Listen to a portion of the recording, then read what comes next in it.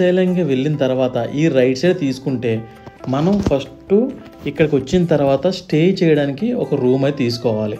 ఇక్కడ సత్రాల రూపంలో కొన్ని రూమ్లు ఉంటాయి. అంతేకాకుండా కులం పేరుతో కూడా కొన్ని సత్రాలు ఉంటాయి. ఇక్కడ కొన్ని ఫ్రీ సత్రాలు ఉంటాయి, కొన్ని మనీ కట్టి కూడా ఉండొచ్చు. సో ఇక్కడ కమ్మ సంఘం, వైశ్య సంఘం అని సత్రాలు ఉంటాయి అన్నమాట. సో మేము స్టే చేసింది ఇక్కడ వైశ్య సంఘం.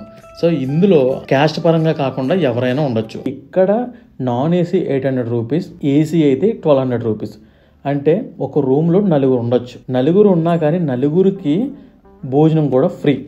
సో ఇంతకన్నా బెస్ట్ రూమ్ అయితే నేను ఎక్కడా చూడలేదు.